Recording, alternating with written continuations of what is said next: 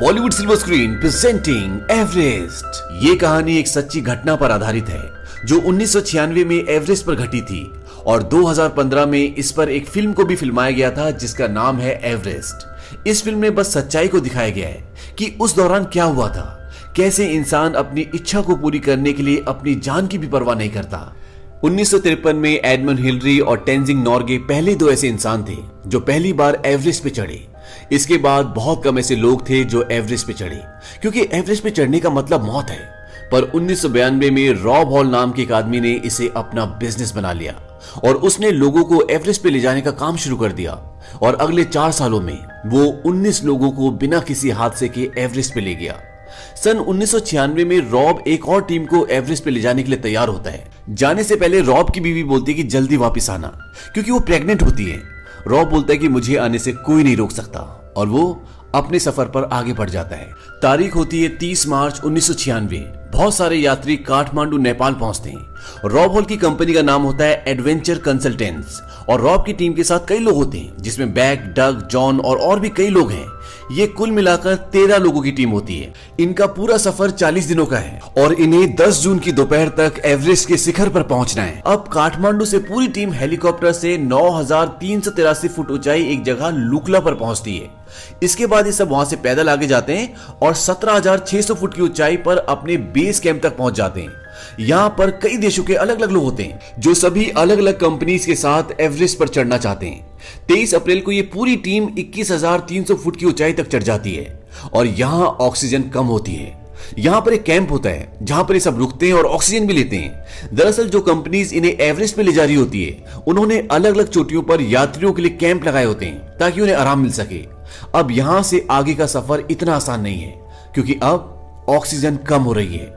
पहाड़ की चढ़ाई बिल्कुल सीधी होती है और खतरनाक भी है। ये वो जगह है जहां पर आप बादलों के साथ रहते हैं। यहाँ पर सारे यात्रियों की सुविधा के लिए सभी कंपनीज ने मिलकर रस्सियां लगाई होती है ताकि यात्री ऊपर चढ़ सके, क्योंकि बिना रस्सियों के आम आदमी एवरेस्ट पे चढ़ जाए ऐसा हो ही नहीं सकता। पर फिर भी ये इतना आसान नहीं है क्योंकि वहां का मौसम, ऑक्सीजन की कमी इंसान को अपने आप ही धीरे धीरे मारना शुरू कर देती है। अब ये सब यहाँ से आगे बढ़ते हैं जहां पर पहाड़ चढ़ते हुए इन्हें बहुत परेशानी हो रही होती है। इन्हें सांस लेने में परेशानी हो रही होती है। फिर भी ये सब आगे बढ़ते रहते हैं और 24,000 फीट ऊपर पहाड़ पर चढ़ जाते हैं। अब नीचे कैंप से हेलन, जो कि रॉब की टीम में होती है, रॉब को मौसम की जानकारी देती है कि मौसम तेजी से बदल रहा है। पर मौसम ने अपना रास्ता बदल लिया है, लेकिन अगर ये उत्तर की तरफ नहीं गया तो 11 तारीख को बहुत बर्बादी हो सकती है।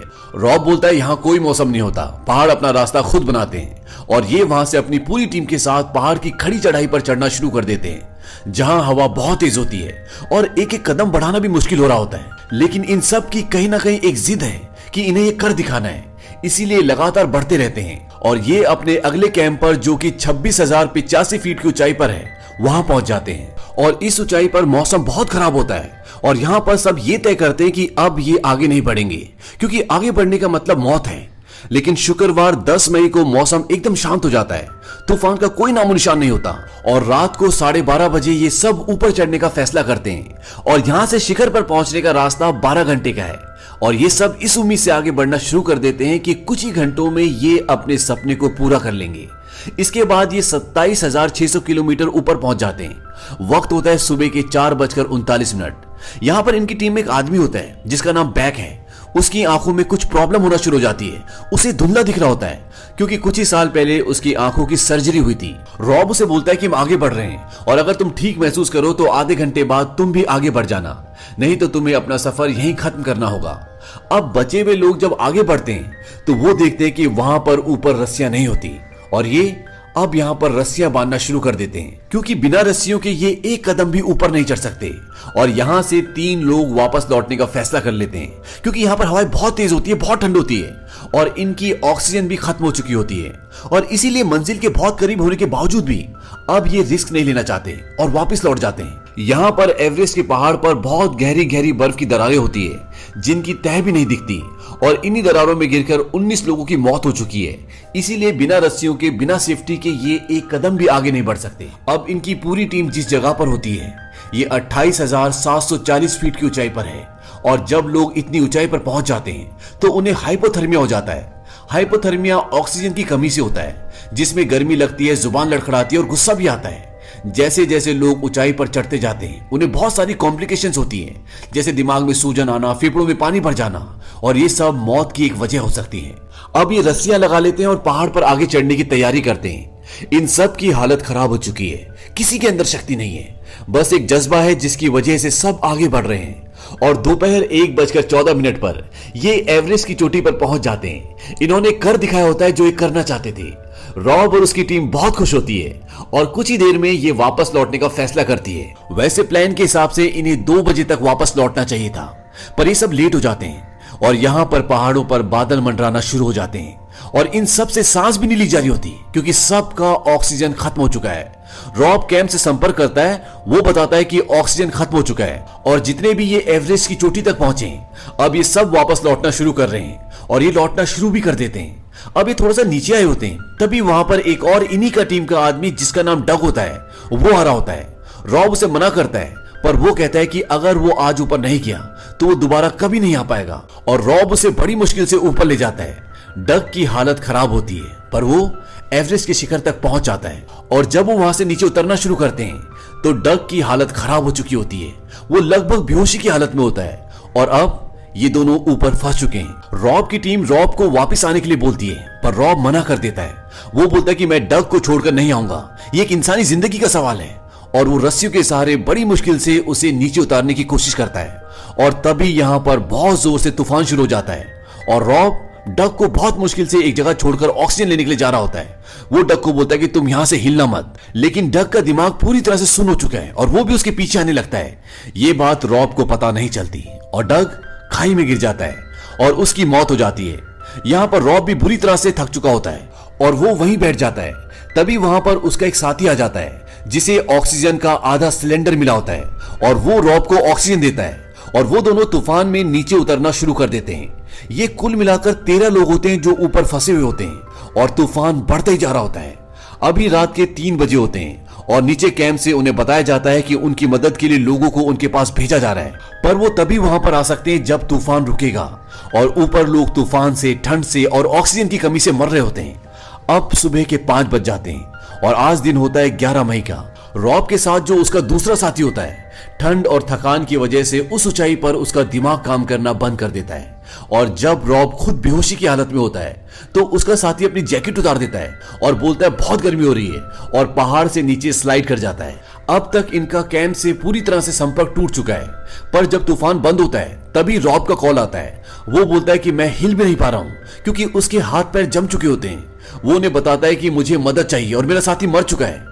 वो लोग रॉब को बोलते हैं कि तुम्हें किसी भी तरह नीचे आना होगा क्योंकि वहां पर ऊपर अभी भी बहुत तेज हवाएं होती है, पर रॉब बोलता है कि मैं नहीं आ पाऊंगा और इसके बाद इनका कनेक्शन कट जाता है। अब नीचे इनकी टीम बोलती है कि रॉब की वाइफ को कॉल लगाओ और उसका फोन सैटेलाइट फोन के पास रखो, उसे अपनी वाइफ की आवाज सुनकर हिम्मत मिलेगी।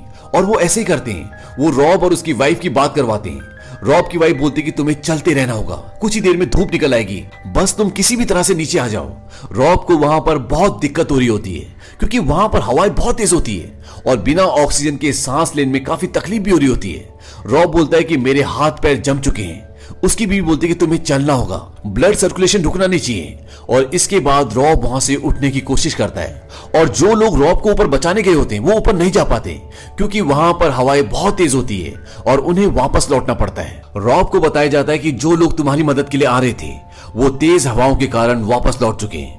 रॉब बोलता है कि मुझे एक और रात यहाँ पर रुकना पड़ेगा क्योंकि वो वहां से अकेला नहीं निकल सकता। वहीं रॉब की वाइफ उसके लिए बहुत चिंतित होती है और वो बोलती है कि मुझे रॉब से बात करनी है और वो रॉब से बोलती है कि तुम्हें घर आना होगा, मैं तुम्हारा इंतजार कर रही हूँ। रॉब अपनी वाइफ को बोलता है कि मैं सारा से नहीं मिल पाऊंगा। उसकी वाइफ के पेट में जो बच्चा होता है वो एक लड़की होती है और रॉब ने पहले उसका नाम सारा रख दिया होता है। रॉब बोलता है कि मुझे माफ कर देना, मैं उससे मिल नहीं पाऊंगा क्योंकि रॉब समझ जाता है कि वो यहाँ से नहीं निकल सकता और ये उसका आखिरी वक्त है। रॉब की वाइफ बोलती है कि ऐसा मत कहो, तुम ऐसे हार नहीं मान सकते। रॉब बोलता है कि मैं तुम्हें बहुत प्यार करता हूँ, तुम अपना ख्याल रखना। और इसके बाद उनका फोन डिस्कनेक्ट हो जाता है। वहीं दूसरी तरफ बैग, जिसे दिखने में परेशानी हो रही होती है, वो नीचे उतरने वाले लोगों के साथ नीचे की तरफ कुछ दूरी तक आ चुका होता है, पर रात को तूफान में वहां से सब लोग जा चुके होते हैं और जो भी वहां बसते हैं वो सब मर चुके होते हैं, पर बैग अभी भी जिंदा होता है और उसको हेल्यूसिनेशन होना शुरू हो जाते हैं, यानी कि भ्रम। उसे अपनी बीवी और बच्चे दिखते हैं और वो पूरी हिम्मत से लड़खड़ाता हुआ आगे बढ़ता है और वो नीचे कैंप तक पहुंच जाता है जहां पर और भी लोग होते हैं। लेकिन उसकी हालत बहुत खराब होती है और अगर उसे मेडिकल हेल्प नहीं मिली, उसे नीचे नहीं लाया गया, तो वो मर जाएगा। और जब ये बात उसकी फैमिली को पता चलती है तो बैग की वाइफ बोलती है कि हेलीकॉप्टर का इंतजाम मैं कर लूंगी। हेलन जो कि रॉब की टीम में होती है, वो बोलती है कि ऊपर हवा का दबाव बहुत ज्यादा है, वहां पर हेलीकॉप्टर नहीं जा सकता।